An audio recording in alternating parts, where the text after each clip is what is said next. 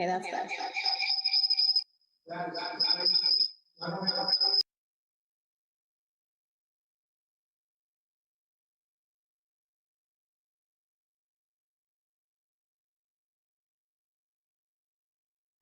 say that again. I wonder if I should just mute my Surface. Yes, you need to mute the Surface, and then it'll work. Well, I mean, I'm muted, but I mean, even so, I don't have the. Well, is the speaker turned all the way down? Well, that is so weird because this happened to Danielle Bushcutter and I on Friday. It's the first time that happened, and I spent Friday fixing it because I had one of these iPads with an open mic, but they're all turned off now. Okay. That's better. That's better. Yeah, because I muted my Surface, so I think. Okay, good. Yeah, because the other mic on the desk will pick you up for cable and some Zoom, and then there's the other mic as well.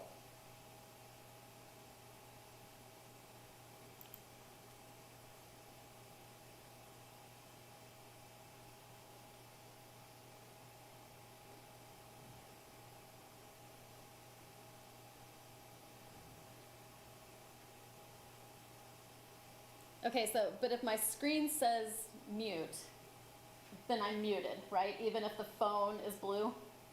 Correct. So right now, okay, let's double check and tell you right. Okay, so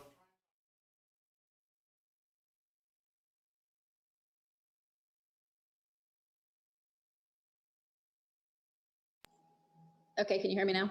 yes. Okay. Danny, sounds good from here. Good deal. The so the Logitech on the table doesn't turn colors when it's muted, because usually if you mute it on the screen, it does the same thing on the Logitech, so it wasn't. So I wasn't sure if like you could hear me all the time or. On Logitech, Danny, there's a little like a zoom on it. You might want to zoom into yourself a little bit. Oh, okay. I mean, it looks kind of cool. You look like you're futuristic. If I want to see you, not across the I can't imagine anybody wants to see me. Is it just the arrows? Yep, should be. They should bump you right and left, and there should be a magnifying glass to push in.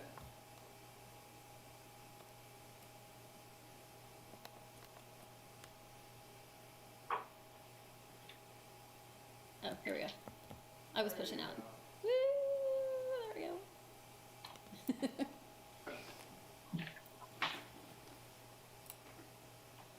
Hi, Brad. How's it going? Good. I think we got the sharing all figured out, so. Howdy, Kurt. I've got the Surface pulled up. I enabled share for everybody, so Jeff, you can share the motions. And what was your question you just emailed me?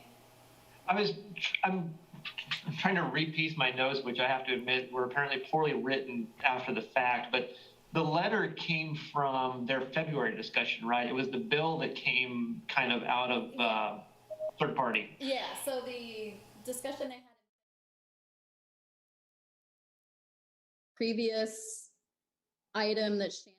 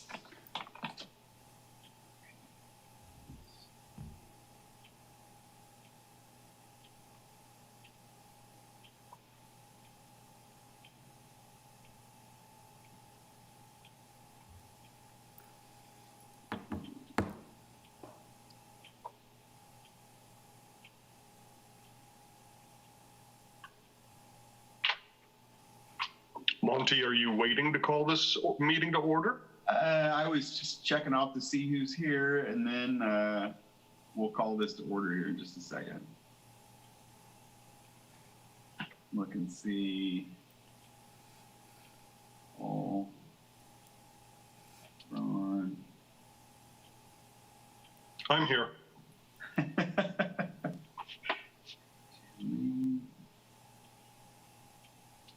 Danny, do we have, does Cole happen to be in the? He is not, and I don't think we've heard from him either. Okay. Okay, there's Dana.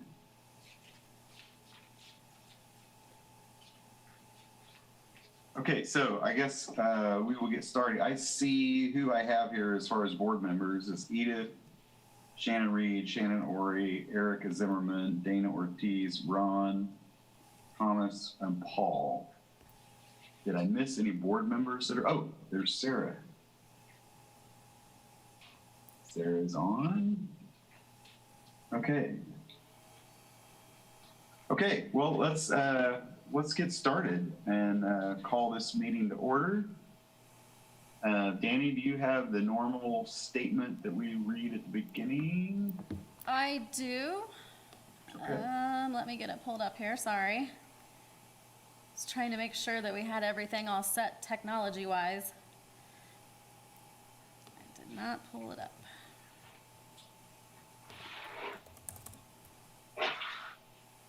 Mr. Chair, this is Brad Carr, Community Development Analyst. I will mention that we did receive information from Christina and Rebecca that neither of them would be able to attend the meeting today. Okay, thank you. So we have everyone except Cole, Christina, and Rebecca today. So we have a quorum, so I think we're good there.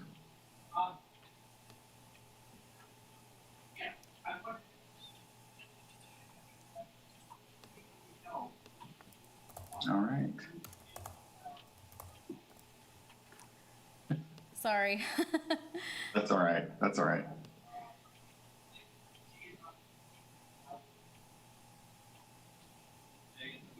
One would think I would put it just on my desktop so I could easily get it, but.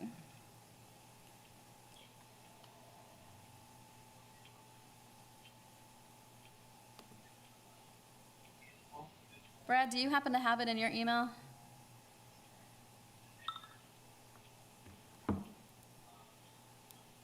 Brad Carr, Community Development Analyst. I was looking for it also and haven't been able to locate it either.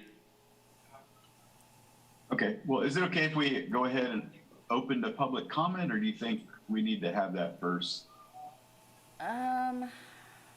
Probably be good to have that because it goes through all that. Yeah, you can probably take roll for the board. Okay, And I will then- take roll. Yeah, take roll, and then I will have it found by. Okay. Okay, I'm just going to read off the names, and I'm going to use the same order every time we have a vote or whatever, and it's the order that's on the website, how you're listed on the website. So Edith Guppy, I am present. Shannon Reed, I'm here.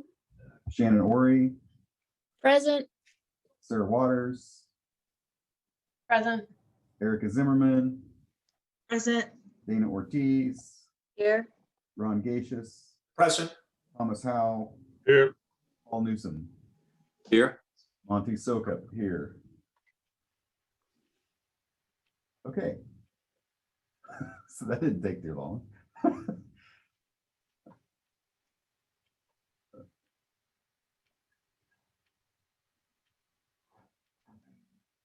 This is Brad Carr, Community Development Analyst. Danny, I did locate it if you'd like me to read it.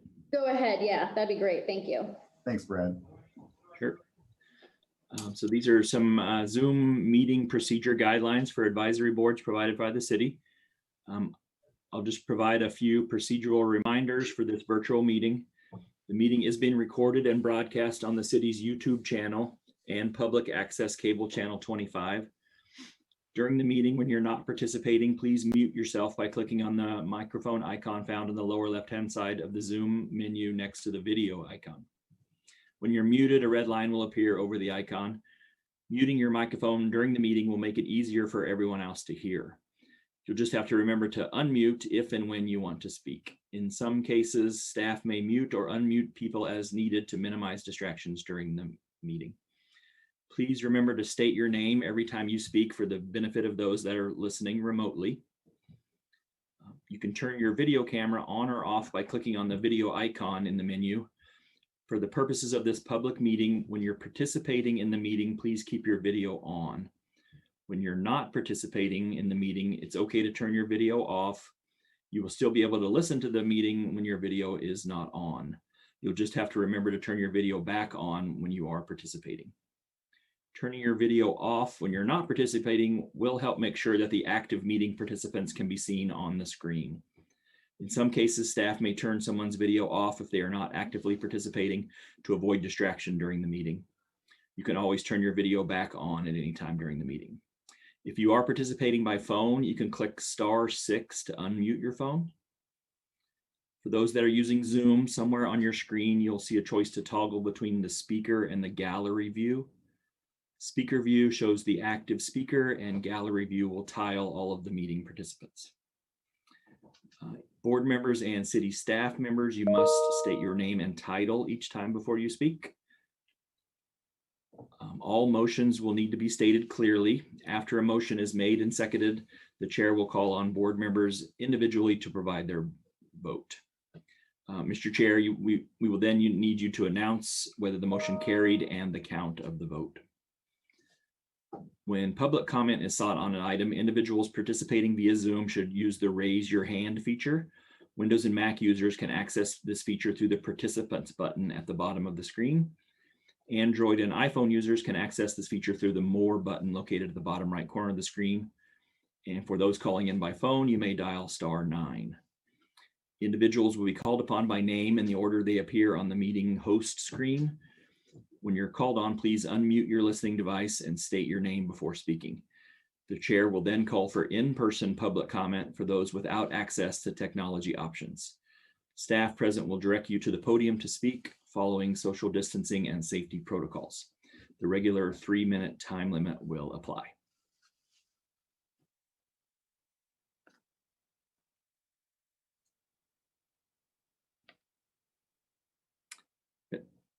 Mr. Chair, I think you're muted.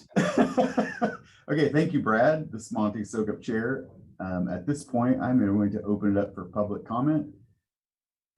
Each person is limited to 3 minutes for public comment. Members of the public may provide public comment on multiple agenda items. General public comment on items or issues that are not scheduled on the agenda may be made after all regular business of the board has been conducted.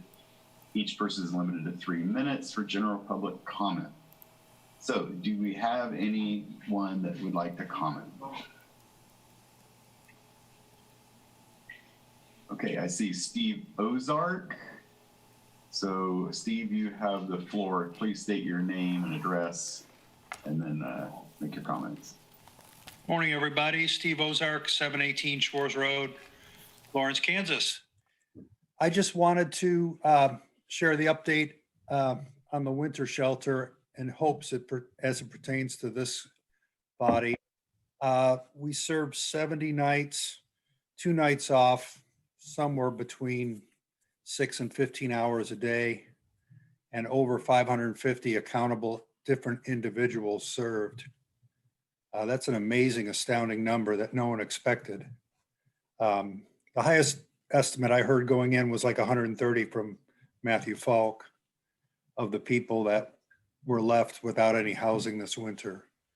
The cost is somewhere between $340,000 and $400,000, an awful lot of money.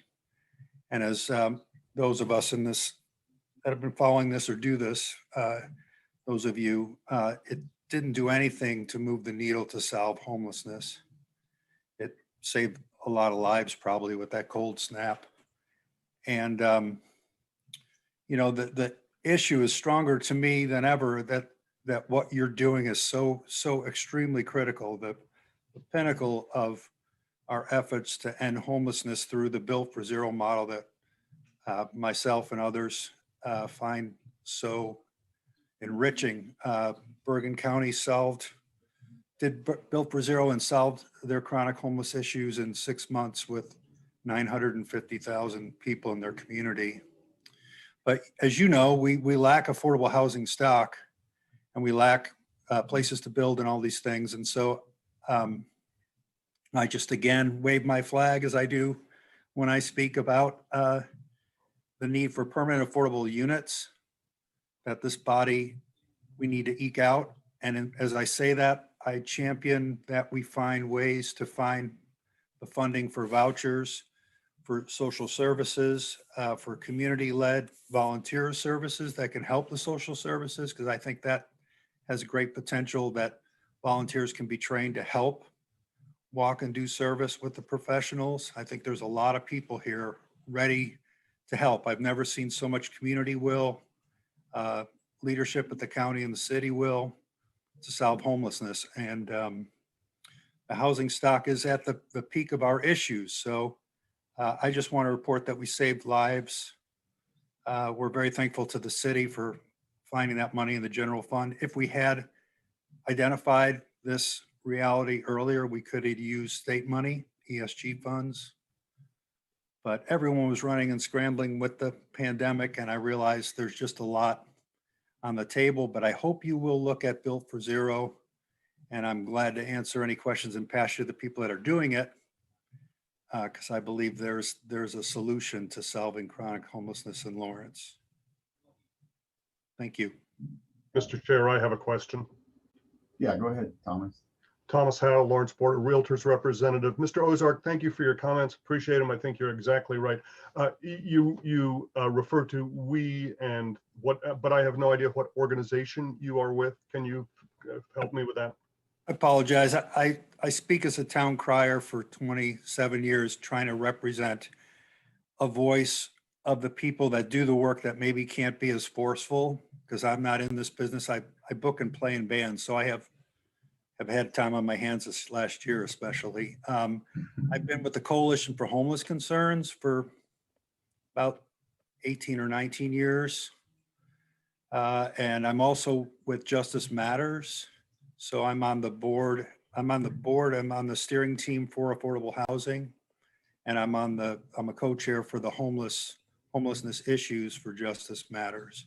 So those are the organizations I work with. But I'm speaking today as an individual, as my own thoughts and my observations that I wanted to share about the emergency weather shelter that we've got to at least downsize by next year, if not end.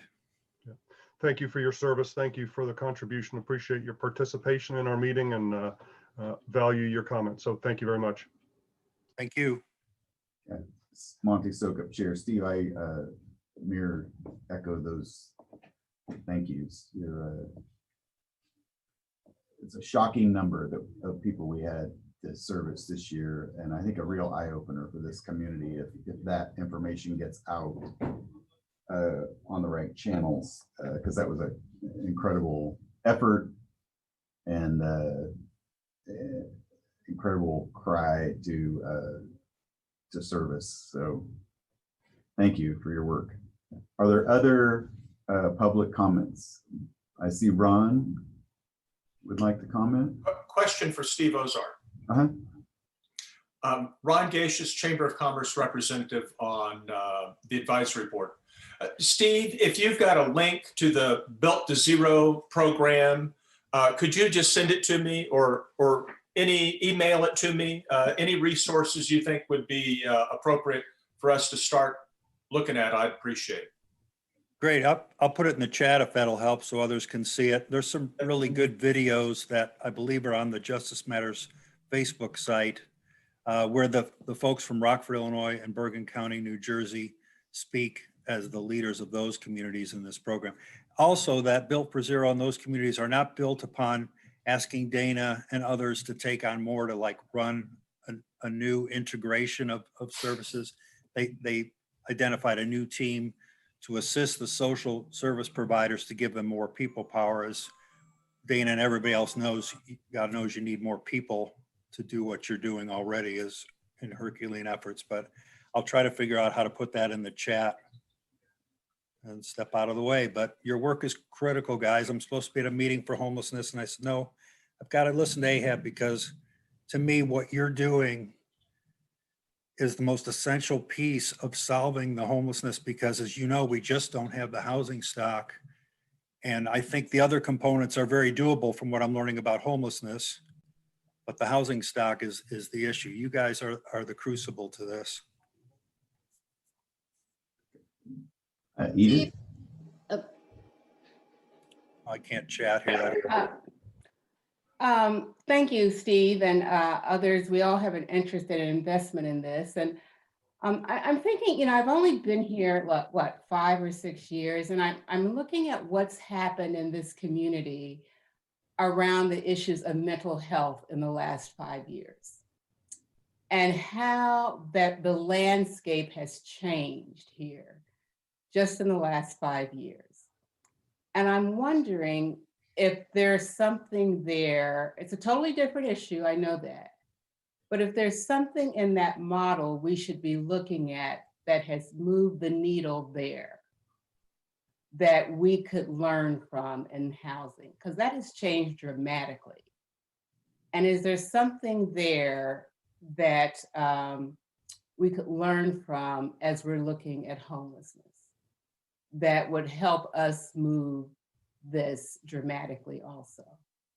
Just wondering, is there something we can learn from there?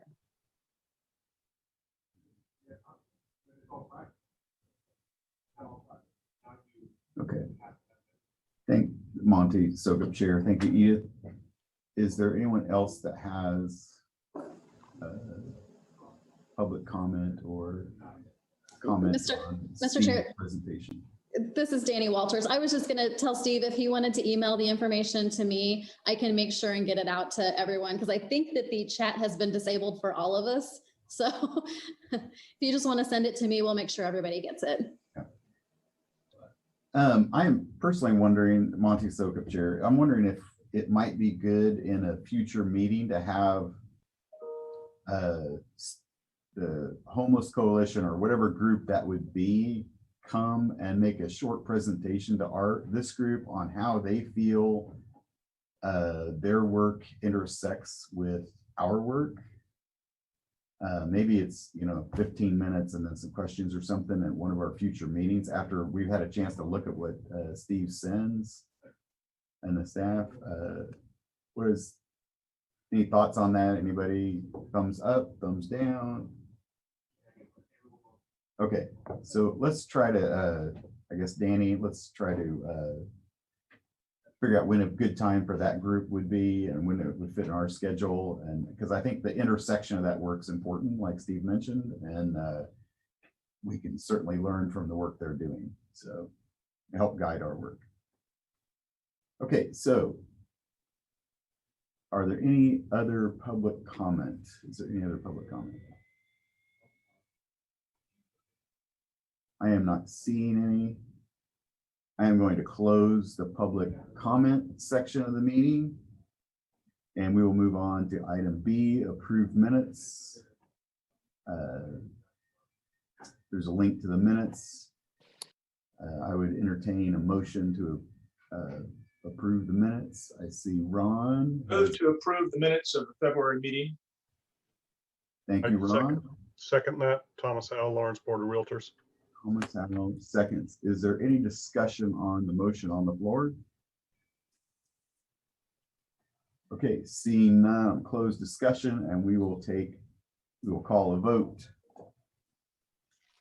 Edith Guppy, Yes. Shannon Reed, Yes. Shannon Ori, Yes. Sarah Waters, Yes. Erica Zimmerman, Yes.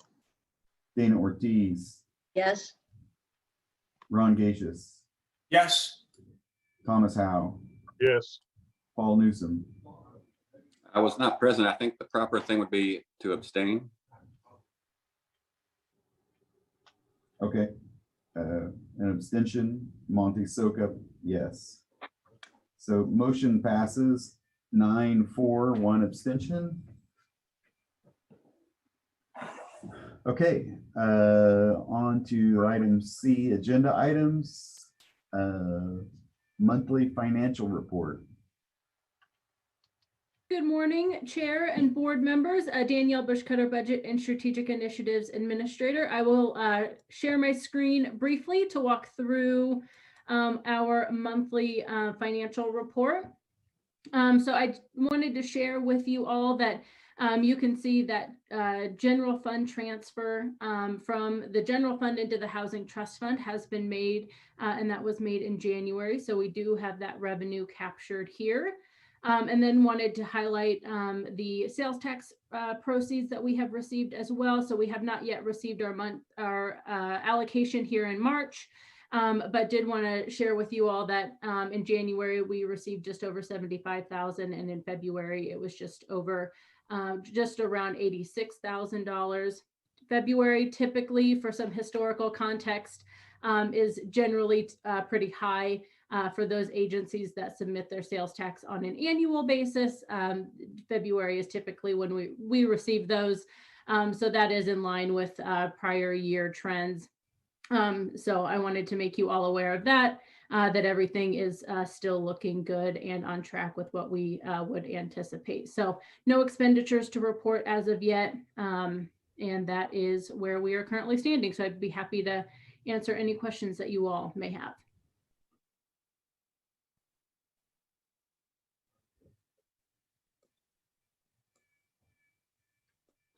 Okay, Monty Sokup, Chair, seeing no questions. We are going to move on. Thank you for the report. And we will move on to the next item. Review the home applications and make funding recommendations. I think we will have some people that will have to recuse themselves. This is Shannon Oury. We have an application in for home funds, so I'll be signing off. Thank you for the application. Anyone else? Okay. I think, and then Rebecca is obviously not at the meeting, so that's taken care of. So we all submitted matrices, scoring matrices. I'm assuming the staff's tabulated those. Do we have a presentation or some information about that? This is Brad Carr, Community Development Analyst. I'll be walking you through the funding recommendation for the home funds. We do have at least one new member since last year that we did this. So I'll just give you a quick background on the home program itself. And so the City of Lawrence receives a Home Investment Partnerships Program grant annually from HUD. This home grant provides formula grants to eligible state and local governments to strengthen public-private partnerships and to expand the supply of decent, safe, sanitary, and affordable housing for very low income and low income families. Generally, all home funds must be matched by non-federal reserves. State and local governments that become a participating jurisdiction in the program may use their home funds to carry out multi-year housing strategies, including acquisition, rehabilitation, new construction of housing, and tenant-based rental assistance.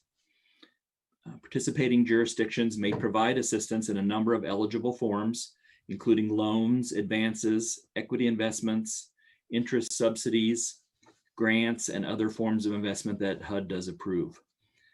The home program is the largest federal block grant that goes to state and local governments designed exclusively to create affordable housing for low-income households.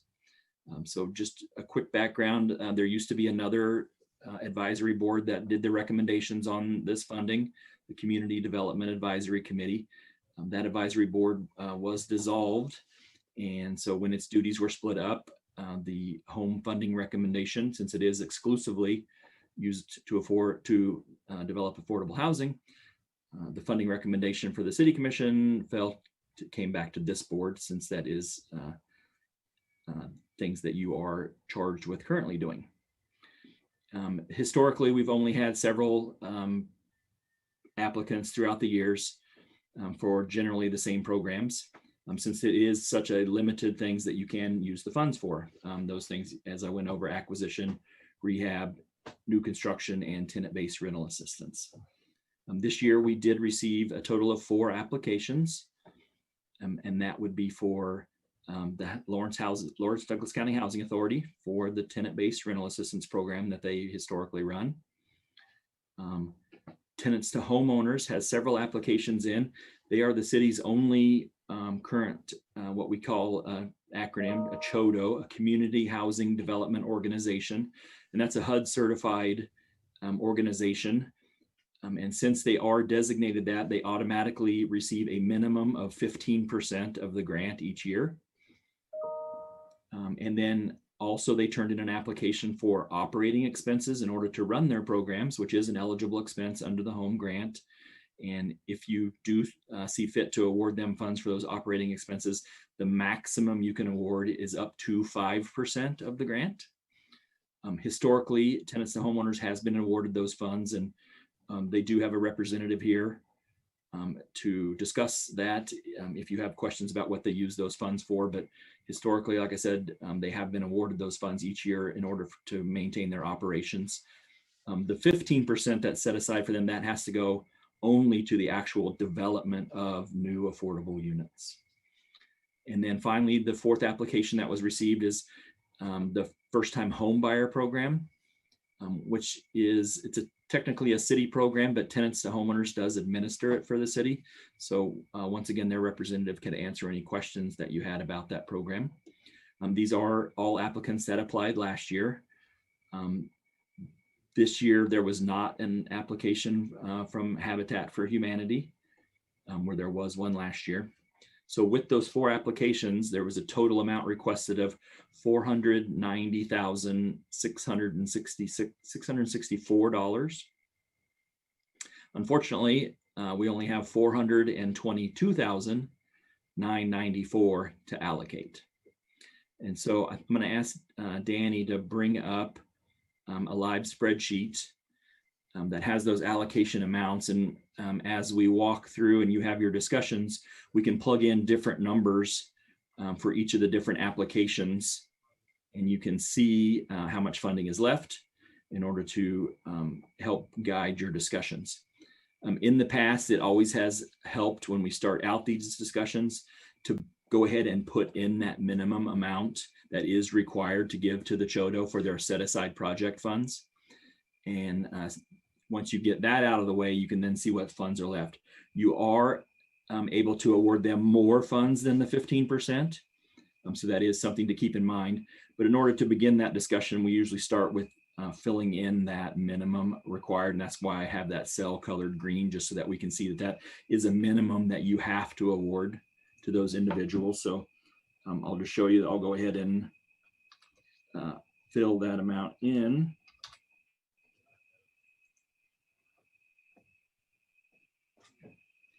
So if you were to award the CHODO that minimum required amount of $67,998, then you can see that you have a remaining $354,996 to divide between the other applications, which would be that first-time homebuyer program, the Housing Authority's tenant-based rental assistance program, and those CHODO operating funds, which are subject to that 5% cap if you would like to award those funds.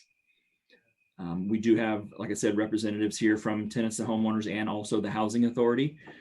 Since these are the same applications that we generally receive every year, there's not a formal presentation that we've asked them to give. It's more of just a discussion by the board of their applications. And then if you did have any questions, those applicants are, representatives are here to help you and answer any questions that you had. So I can turn it over to the board now, and we'll sit back and I can fill these numbers in on the live if somebody would like to propose different information, or staff will be here in order to answer any questions that you had. Monty Sokup Chair. Thank you, Brad. Appreciate that. I just have one quick comment. I believe that the Tenants to Homeowners request was for the 15%. So I might suggest that that's a good number to leave, and because we don't have an overabundance of funds, maybe we don't talk about whether that's more or less there. And this is Brad Carr, Community Development Analyst. One other thing I will mention that at the time when the applications were turned in, we were using estimated funding. And so that's on their application. Their 15% that they estimated was based on staff's projections of how much we would receive from HUD. We were notified last week from HUD by how much we were actually going to get for the 2021 year. And so I've adjusted those 15% and 5% caps to reflect that actual amount. The city was awarded $453,326 total for the 2021 grant in the home. And then we're estimating that we'll bring in 15,000 additional in what's termed program income. And those are funds that on previous years in the past, there were some mortgages that were placed on people's property under the home fund. And as homeowners sell those properties, they're required to pay a certain percentage of those funds back to the city. And so we estimate we'll receive $15,000 in program income next year for those. Just some information, the minimum percentages required for that CHOTO set aside cannot include any of that program income. It's only based on that base rate of the award. And also the same thing with the CHOTO operating funds, the 5% cap. It's only on that base rate. They're not able to access any of those program income funds. Those would be go into the pot of what's available to divide out to every other application. And there is an automatic withdrawal of 10% of the base for administration for the city to run the program. Monty Sokup, Chair. Thank you, Brad. Okay, so we all filled out these matrices that kind of ranked the projects. Is there a summation of those rankings so we can kind of see? Okay. This is Brad Carr, Community Development Analyst. I was contacted by a couple of board members who unfortunately were unable to complete their matrices in time. I did want them to go ahead and attend and participate in the discussions. One, just in case we didn't have a quorum. And two, I think it's valuable to hear every board member's, thoughts and opinions on these applications. The scoring matrix is not the be all end all of the process. And so it's more of just a guideline to help you begin the discussions. And so it does show there that there's a couple of board members that did not fill out, but from this you can get a general information of the scores. Yeah, and again, I'm not so, this Monty Sokup Chair, I'm not overly concerned about individual, but I think we get an idea that, these all rank so closely that they are all important programs. So this provides some guidance, I guess, on the level of importance, but again, they're all highly important projects. So I'm not sure how helpful this is, but I wanted people to have a chance to see that and take a look at that. All right, so yeah, Dana, go ahead. Is it all right to comment now on some of this? Is that yeah, okay yeah, for let's. that? All right. Though my score doesn't reflect it here, I just want to speak to the transitional, the rental assistance from the Housing Authority as a very unique, well-proven track record for helping folks come from a situation of homelessness into a much more permanent situation of housing. This is a 2-year voucher, and a large proportion, probably 40 to 50% of households that are served by Family Promise will qualify for this voucher, where they may not qualify at all for a Section 8 voucher. Required in this program is continued case management for 2 years. So it gives households a chance to really turn the corner with supports for 2 years. And I don't know the exact percentage of success, but last year when we looked back at this pre-COVID, 91% of the households that Family Promise had served that had gone through housing were still housed after 2 years. So this being one of the main avenues and tools for moving households into housing, keeping them there requiring case management services for a 2-year period, and then they can move on into a Section 8 voucher. I just wanted to say, as a provider, this is a very, very, very successful program. Monty Sokup, Chair. Thank you, Dana. That's a good observation. I would like to note 2 observations as I filled out the matrix, which I thought was helpful in reviewing the applications. The 2 things that I noted that like TBRA did not get, because it's basically fully funded by this fund, it got a 0, which I think artificially lowered the value in the matrix for this program. So I don't know if that's a different matrix we need to look at the matrix, how we score that, or how important that really is when it is what it is. We're awarding these funds annually. I don't know why that should get that weighting. So that was one thing I noted, which I thought artificially lowered that.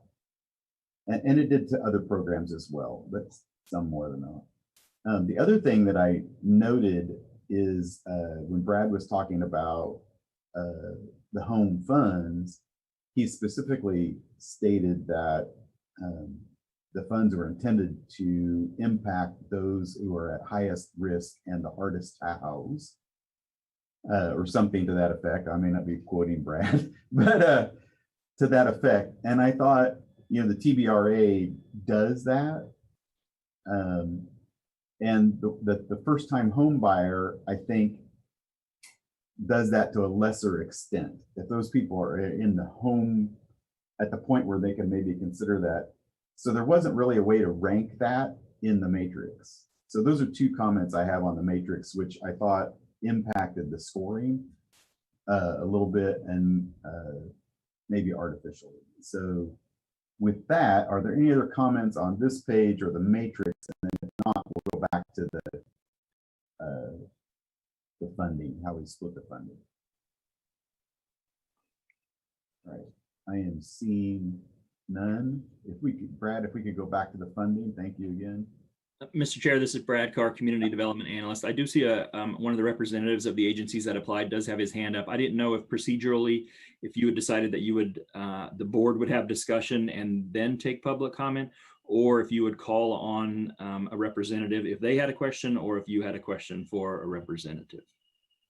I think let's us have discussion, and then before we vote or take any motion to approve funding, we'll open it up to some public comment, if that works for everybody.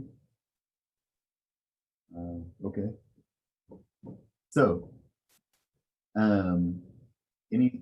anyone have any thoughts on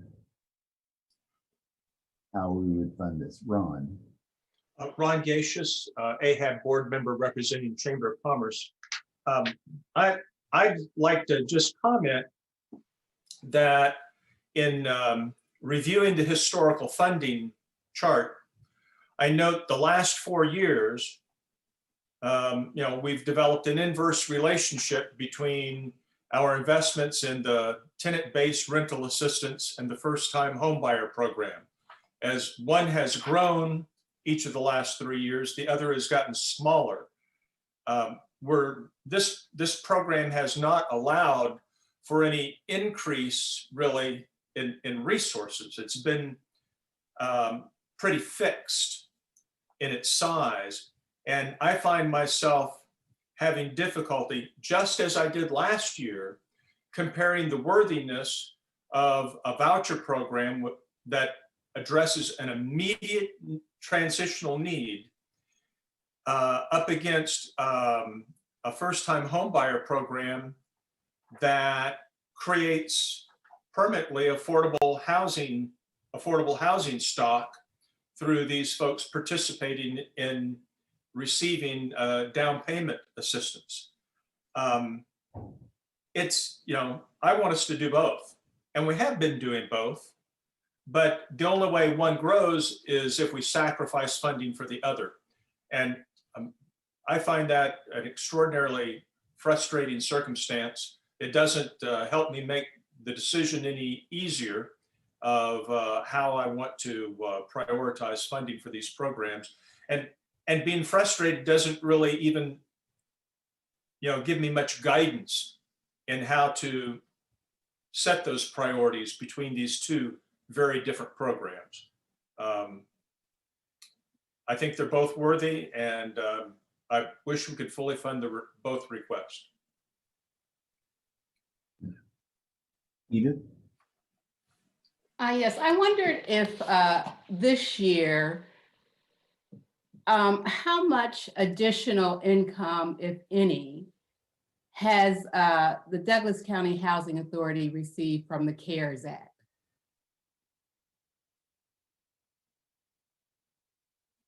And if that might, I know that's temporary funding. They're not always going to have that. But if that might, in some ways, at least to me, say that this might be a year that the first-time home buyer program might receive some more consideration. That's where we probably need the representative from the Housing Authority here to help us, Edith. I think that's a good question. To my knowledge, they've been given the ability to offer hardships for the folks we're serving, where they can apply for a hardship and have their voucher adjusted. But that they didn't receive CARES money specifically, but other programs that opened up. But I think we really need to hear from the representative for those questions. Monty, SOCUP Chair. I guess procedurally, can we ask Shannon that specific question, or it's not really have anything to do with her application, promoting her application? Sarah Waters from KU. Galal, I believe, is here from the Housing Authority. Oh. Yeah. Galal, Housing Authority. Yes, so we did receive CARES Act funding, but not specifically for creating programming like funding TVRA programs.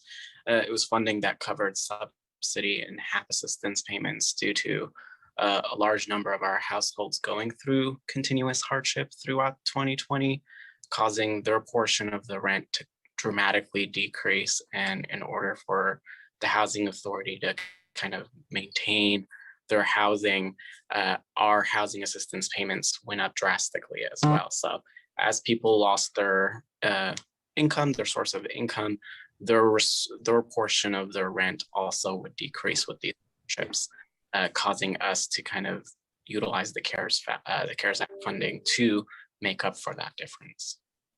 Thank you, Paul. That is helpful. One other, this Monty SOCUP Chair, other thing I noted in that, in their proposal or submission, was that often the funds that are used that TBRA has are for those that don't fall into the typical HUD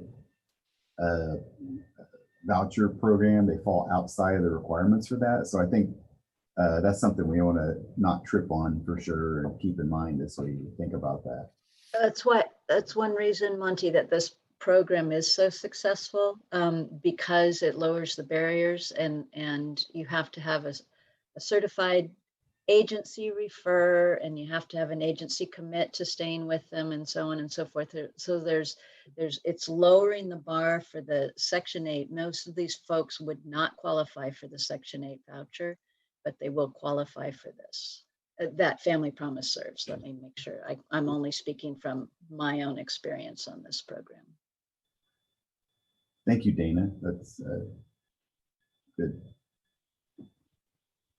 Other comments? This is Shannon Reed here, and I just wanted to echo Dana Ortiz's comments. As a service provider who works at the Willow, another agency that Housing Authority partners with on this particular program, it really is an extremely low barrier model. And in my experience, that 2-year window of time is a lot of opportunity for a family to to keep walking on their path out of poverty, if that's what they are headed towards, to work towards those home buyer programs with tenants to homeowners or HCCI and other community partners.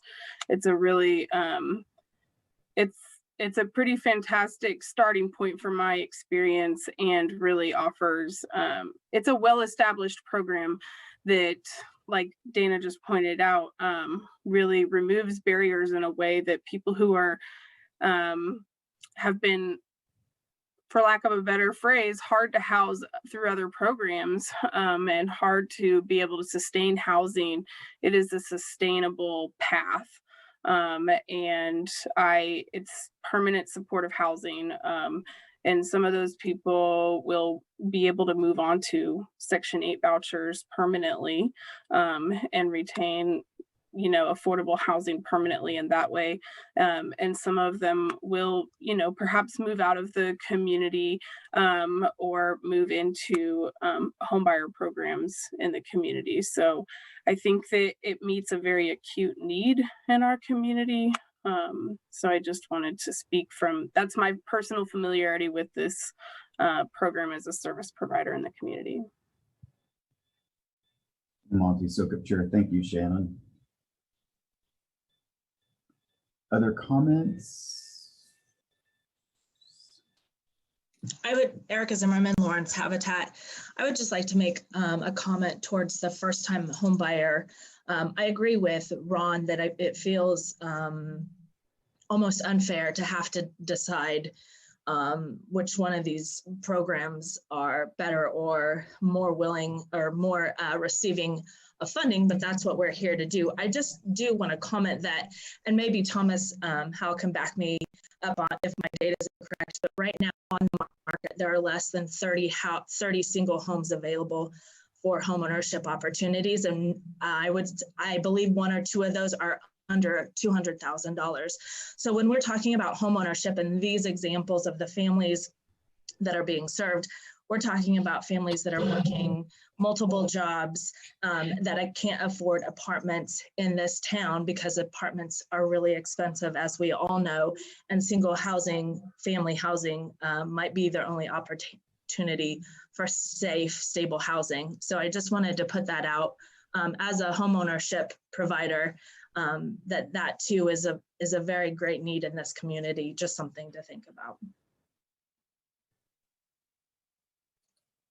Monty Sokup, Chair. Thank you, Erica. All right, I'm going to make a suggested split so that we can start talking about numbers and how we might split this. And this is just one stab, right? So I'm going to suggest, I guess on item 3 that we fund the 15% as suggested. Item B, I'm going to suggest that we put $20,000 in there for operating. Since 5% is the maximum, let's put 20 in there. Let's put 250 on TBRA and the remainder on first-time home buyer, and just see what that looks like.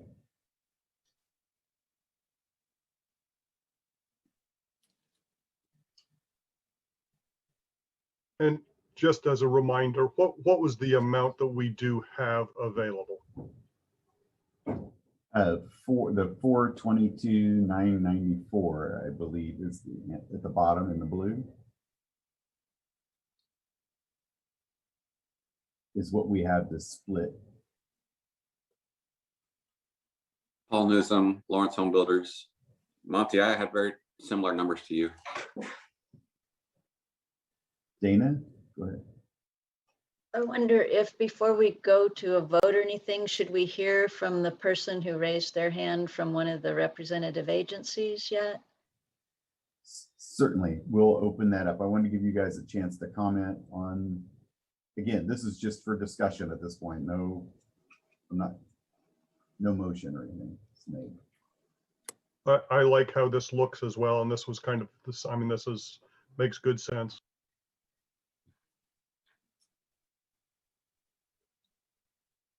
Ron? Ron Gaseous, Chamber Representative on the advisory board. I also like this approach. TBRA has had 3 consecutive years of increases, while the first-time homebuyer program has gotten smaller. I would, to the extent we've got some additional funds this year, I'd like to see them placed with the first-time homebuyer program.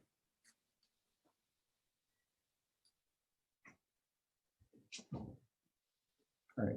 Any other comments? If not, I'm going to open that up to whoever had their hand up.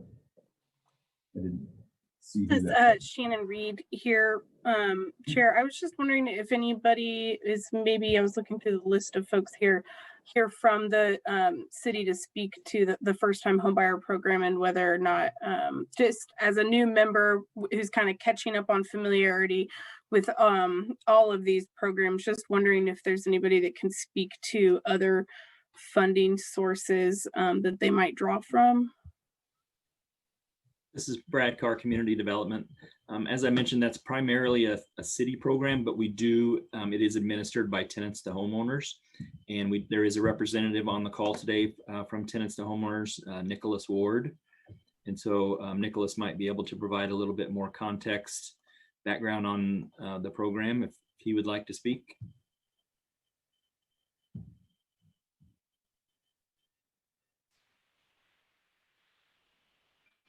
Let's see. There you are, Nicholas. Thanks. Thank you, Brad. This is Nicholas Ward with Outreach and Development Coordinator with Tenants to Homeowners.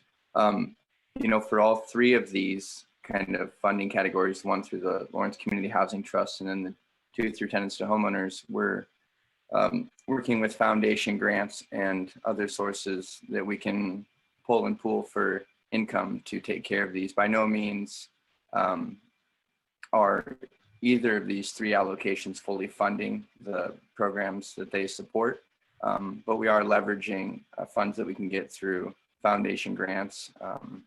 This year, we'll be, in the next 12 months, I'll say it that way, constructing all of the 7 homes at Beatnik Court. We have 2 homes that are being completed right now, a 3-bedroom and a smaller 2-bedroom that's the first use of the affordable housing density bonus. It also is our first home to have solar panels, so we're excited about that, looking at different ways to increase affordability. So there's definitely, just like there is with the TBRA, there's the need for both categories. So all I can really say to that is that we will have ample people to provide these funds to who are looking to get into home ownership affordably. So whatever we are able to receive, we will put it to great use. Monty Sukup, Chair. Thank you, Nicholas. Sounds kind of like vaccine. We have a lot more need than we have vaccine at this point. So in both categories, other comments on this split? Mr. Chair, this is Brad Carr, Community Development Analyst. I do see that the representative from the Housing Authority, Galal, does have his hand up. And I think earlier somebody had asked a question about maybe the success rate of their program, and that's might be what Galal is wanting to speak to. Yeah, let's hear from Galal. Galal Obeid, Lawrence Housing Authority. That is correct, Brad. So I was touching back to Dana's points on success for the TBRA program. Overall success for the program is 85% currently. So that's 85% of families that are receiving assistance through the program are graduating to permanent vouchers. So, and that's where so they graduate from that 24 months into a permanent voucher. Thank you, Galal. This is Monty Sukup, Chair. Brad, I had one other question on the mortgage assistance program. Last year, historically, are we able to utilize all those funds? We don't carry any over. They all get utilized? This is Brad Carr, Community Development Analyst. Are you speaking about the first-time homebuyer program? Yes, the first-time homebuyer program. Okay. Danny might have to chime in here and help. Just some information on what those funds can actually be used for. Currently, we can use them for not only just closing cost assistance, which is a large portion that's usually used for, and the price ranges of the houses that they're purchasing, that usually works out to around $3,000 to $4,000. But we're also able with those funds to buy down the mortgage that they have to take out, so that then it becomes affordable for them. So it could be that a certain family needs an additional $25,000 bought down in order so that they can meet the minimum monthly payment. Another family might only need $10,000. And so those funds do fluctuate family by family as to what their need is. And so some years, if it's not used, and Danny might be able to chime in here, it's still kept, I believe, in the program. And so if another family comes along and needs, 30,000 and there are funds from a previous year, we can access those. This is Danny Walters. That is correct. If something isn't expended in that grant year, it doesn't get lost. Right. And a lot of times, we're working through some of these transactions as grant years cross over. But yeah, they come pretty close to being all expended within the program year. But if there is carryover, it's expended fairly quickly in the next program year. Okay. Thank you. That answers my question. Dana? Just one more bit of information here from a perspective of a provider working with precariously housed folks and homeless families. In 2020, Family Promise served 395 families. That's twice more than we'd served in the 3 years previous. 1,327 individuals, 805 of them were children. And so it's kind of just a perspective of how serious the situation is, following up with what Steve mentioned earlier with the winter shelter in our program, in our community, especially with COVID. And we know that if they are homeless and experiencing homelessness through providers, they can be referred to for this very long list on the transitional vouchers.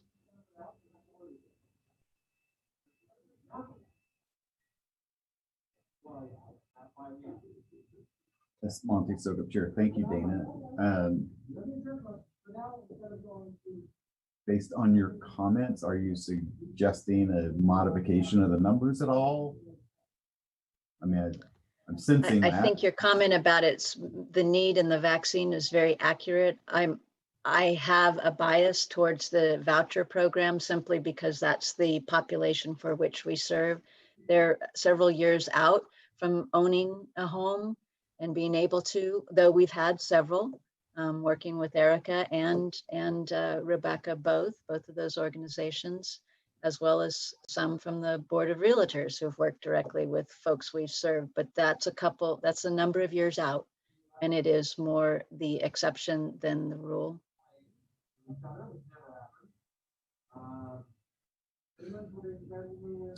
Okay.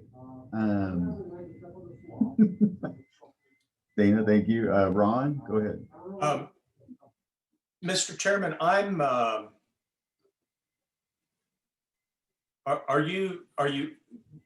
where do you feel like we're at in the discussion process? I'm interested in making a motion if you think we've had a sufficient amount of discussion.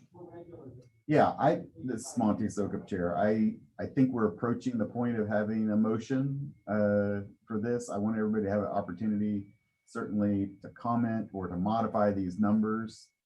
I certainly did not throw these numbers up there thinking they would stick, but just what I thought was fairly close based on my analysis. And so if there needs to be any adjustments, certainly, or we could take a motion and then discuss that. So I guess this. I would make an additional observation then, and not yet make a motion until you've got more of a sense that that our discussion is working more towards an end. My comment would be that I'm frustrated that the Housing Trust Fund has become a social services fund that's used to relieve stress on our city county budgets as our social services needs have increased. And I think those social service needs are extraordinarily important. But to the extent we continue increasing those program funding and still have pretty much a steady revenue stream, and our revenue stream, as it turns out, is not any bigger this year than it was 2 or 3 years ago. We're pretty flat actually with our revenue stream. My concern is we're going to fall further and further behind in actually building any affordable housing stock. So that's why I support the increase funding for the first-time home buyer program this year. Monty Sukup, Chair. Thank you, Ron. Dana? Dana Ortiz, Family Promise. Just a point of clarification, Ron, this isn't Housing Trust Fund dollars. These are HUD dollars set aside by HUD for these kinds of programs. So just want to make sure that clarification is understood. Thank you. I made a mistake. Thank you. Monty Sukup, Chair. Thank you for that clarification, Dana. I thought I had, to me, I feel like spending these funds on the TBRA and these assistance programs is feels much better than spending trust funds on some of those things. I share the frustration, but I also think we were doing the right thing as we have moved forward. We've made some tough decisions along those lines. I think we're doing the right thing for the community, but I also have that frustration. So I'm going to call one more time for comments on this split or any modifications to this split before I would accept a motion to accept whatever numbers we come up with. So last call for comments. Okay, I would accept a motion on the floor regarding this set of numbers. Edith Guffey, so moved. So Edith, Thomas House, second. okay, so Edith moved that we accept this proposed set of numbers and Thomas seconded. I'm going to open the floor for discussion on that motion. Going once, going twice. I see no hands raised. This is Brad Carr, Community Development Analyst. The representative from the Housing Authority, Galal, does still have his hand up, but it might just be left over from his last time and he might not have turned it off. We'll check with him. Looks like he's. And I'm not, at this point, I'm not open to public comment. I was speaking specifically to board members, but thank you, Brad, because I don't see that on my screen. I don't know. Okay, seeing no further discussion, I'm going to close the floor discussion and we're going to call the vote on the current split as shown on the screen. That would be CDD $84,996, TBRA $250,000. Just change screens on me. Tenants, Community Housing Development Organization set aside fund 67,998, and Community Housing Development Organization operational funds 20,000. So I'm going to call a roll here. Edith Guffey. Yes. Shannon Reed. Yes.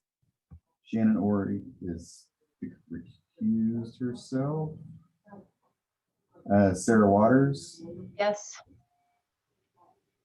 Erica Zimmerman. Yes. Dana Ortiz. Yes. Ron Gages. Yes. Thomas Howe. Yes. Paul Newsom. Yes. Monty Sukup. Yes. That is 9-4, 1 recused. Motion passes. All right, thank you, everybody. Good discussion on that.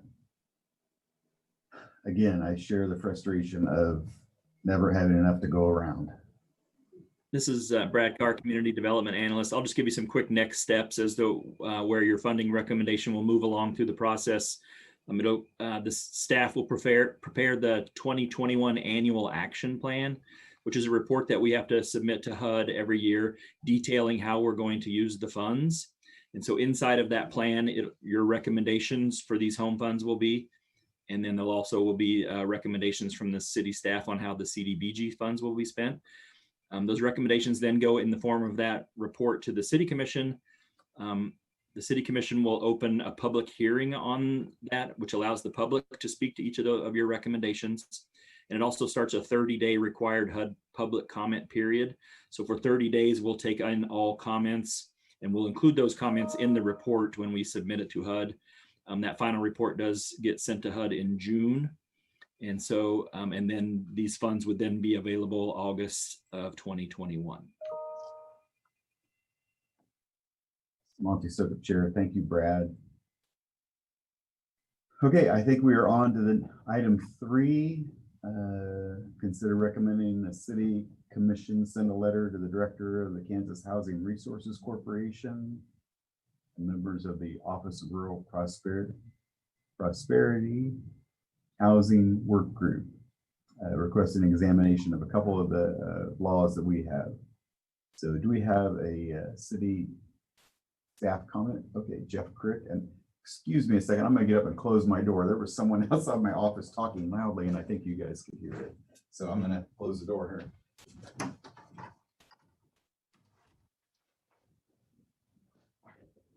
Thank you. Okay, Jeff, thank you.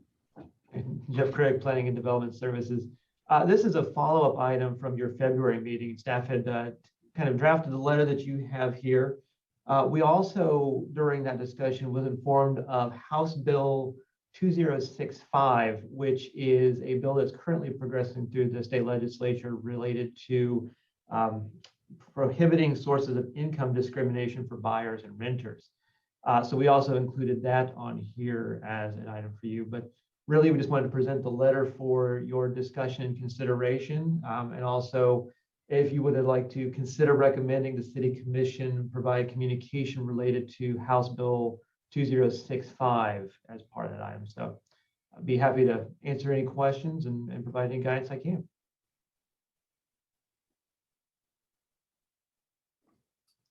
Okay, it's Monty Sokup, Chair.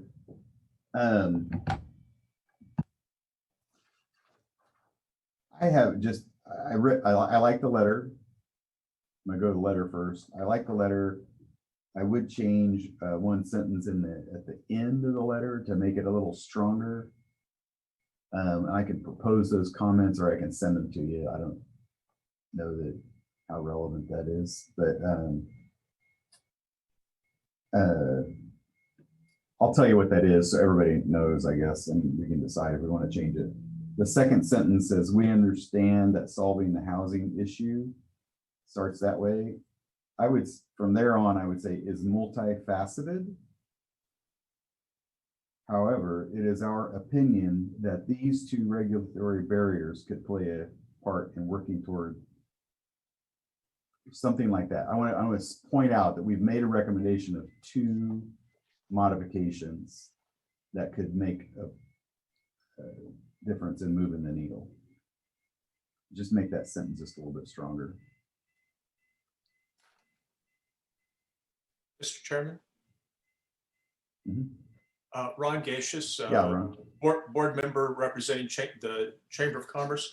I had that same sentence marked also and had a real simple suggested change. If we would insert the word removing after the comma and between the word but some, so that the sentence reads, we understand that solving the housing issue is multifaceted, but removing some of these regulatory barriers could play a part in working towards solutions for the entire state. That'd be my suggested change. Yeah, Monty Sokup, Chair. I like that. And I yield to your comment on that.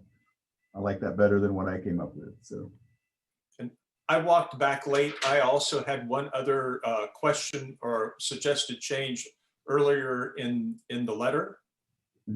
in the third paragraph where it says, first, the state of Kansas has imposed broad laws impeding cities from implementing various rent restrictions. I noted that this is going to members of the Office of Rural Prosperity Housing Work Group. That's going to be comprised primarily of folks that live in the rural parts of the county, probably not in the cities. And I'm wondering if it would be correct and more impactful if we said that state of Kansas has imposed broad laws impeding local units of government from implementing various rent restrictions.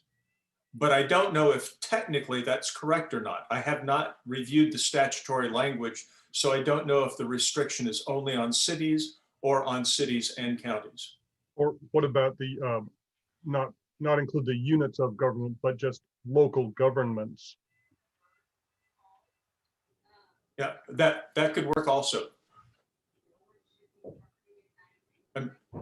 But the point is, I'm just trying to appeal to what I think is probably going to be a rural dominated audience with this panel. Monty Sokup Chair. Ron, thank you. That's a good comment. And like you say, it could be easily counties if that's how the law is written.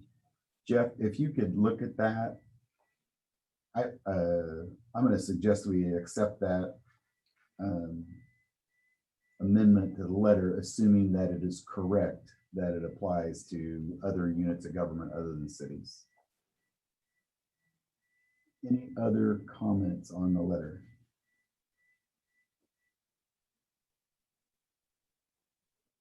Okay. I don't think we need to vote on that. Do we need to vote on that? I guess I'm asking Danny. Procedurally, I don't think that's an action item, but maybe this is Danny Walter. I mean, I don't know. I'll look at my other city folks on here. It probably wouldn't hurt to make a motion just to keep everything very official, and then it will go on to the city commission after those corrections are made. We can certainly do that. I would, at this point, then, if there are no further comments, I would accept a motion to approve to send this letter to the commission. So moved. With the amendments to the letter. So moved. Thomas makes a motion. Ron Gacious with a second. And Ron seconds that motion. Is there any discussion, further discussion on that before I call a vote? Mr. Chair, point of order, just so staff is understanding correctly, is the motion to only related to the letter, or is it also related to issuing an additional communication related to House Bill 2065? Well, I don't know that we've talked about any communication related to House Bill 265 yet. My motion just referred to the letter. Okay. Staff, just want to make sure we had that correct for the motion. Thank you. Okay, thank you. Any further discussion on the motion? If not, I will call roll. Edith Guffey. Yes. Shannon Reed. Yes. Shannon Ori. We didn't call Shannon back. So she's abstaining, I guess, or recused. We will call her back in just a second. Sarah Waters. Yes. Erica Zimmerman. Yes. Dana Ortiz. Yes. Ron Gacious. Yes.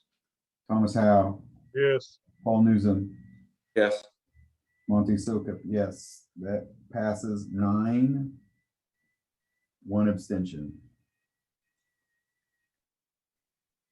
Okay, before we go on to the next issue, Monty Sokup Chair, we will see if Shannon would like to come back. Can we?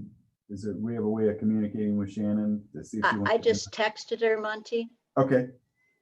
Say, this is Danny Walters. I don't see her still logged in, so Okay. I'm not sure if she was planning on coming back or not. Okay, she may not be, and that's fine. Okay.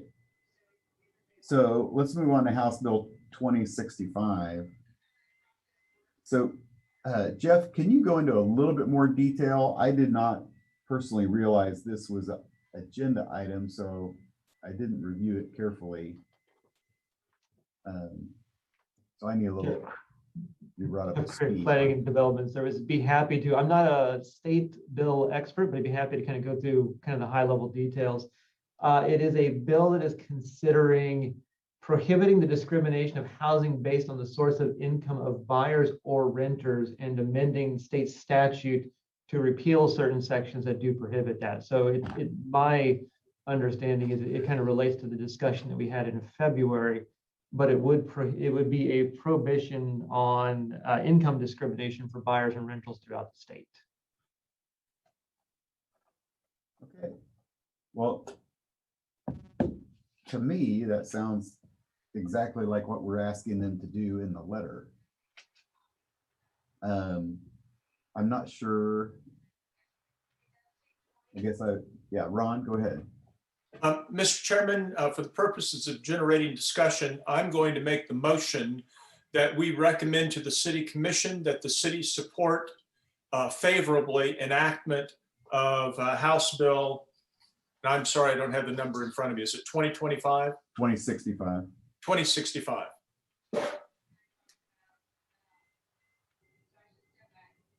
Okay, so we have a motion on the floor.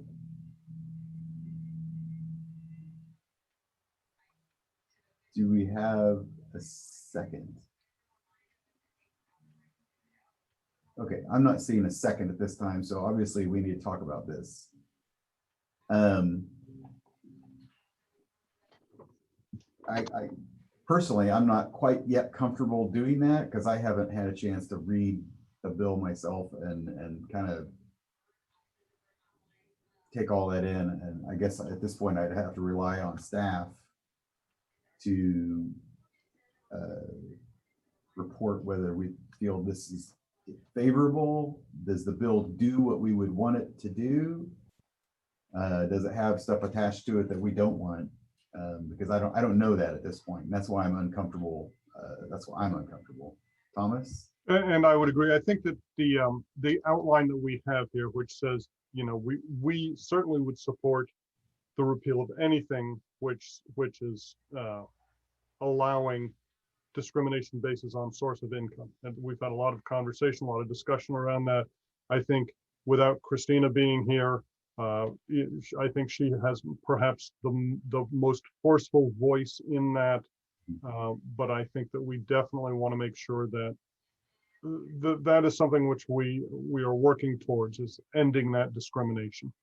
So I also would like the opportunity to read the bill to see if there's anything in there which counters what our intention is. Right. And I think that we probably need a little time to be able to do that. I agree.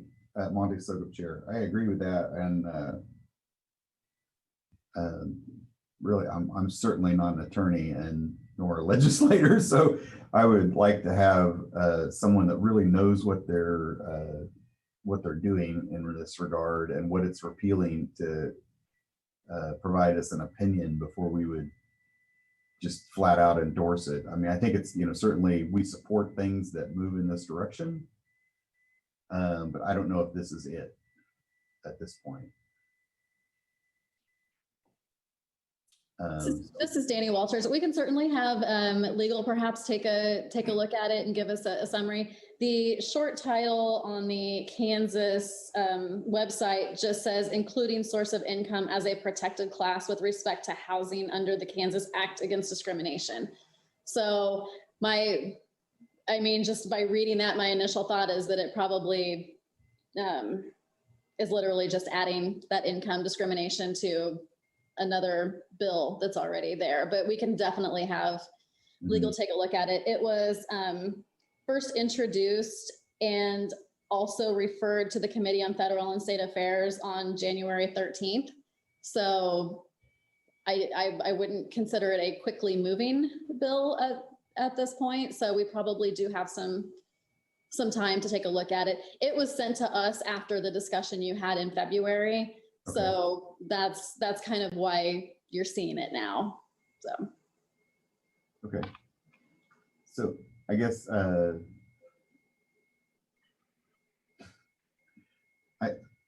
I'm not quite sure how we want to move forward on this. I'm going to suggest that maybe, I mean, there's, I think a couple options. I think we could tell address the commission and say, we like the direction this is moving, but it needs further research, you know, to see if the city would really support it.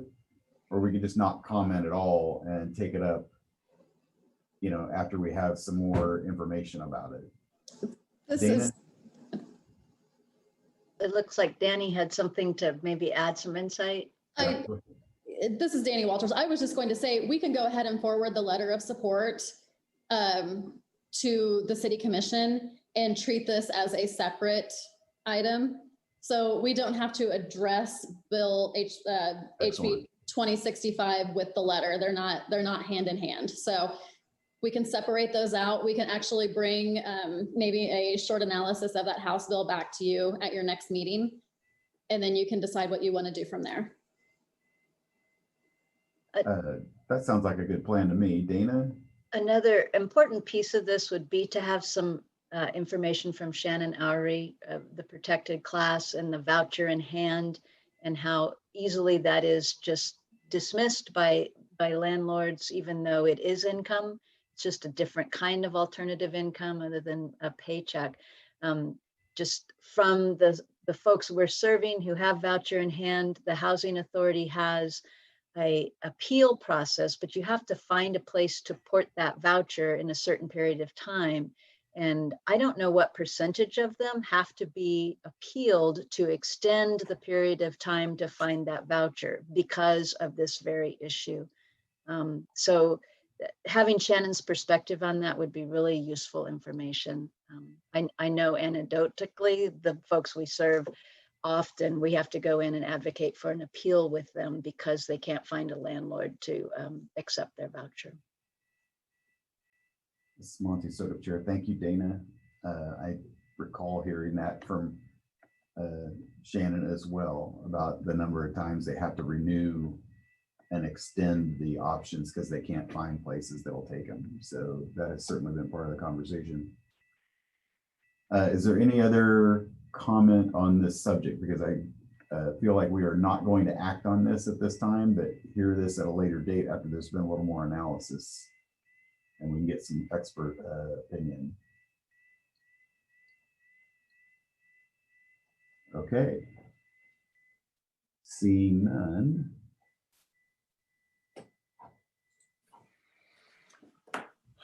Close that item. Is there other new business?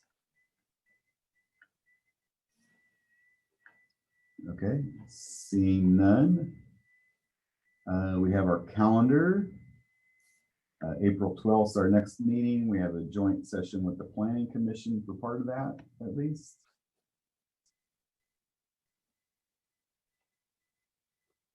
And then I am going to open up for one final public comment.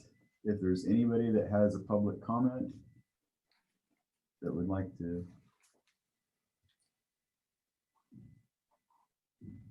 I see Nicholas putting his camera on. Yeah, go ahead, Nicholas. There you go. Nicholas Ward with Tenants to Homeowners. I was just going to speak to that last piece that you were talking about with protective class for source of income. I know Dana, you'll remember this and could speak to it, but this is something we experienced with the Housing Stabilization Collaborative as we received CARES funding and were able to, CARES funding and foundation funding, and we were able to offer rent support to people who were qualified for the program, that we ended up encountering some landlords or private owners that made it very complicated for us just to transfer money to them.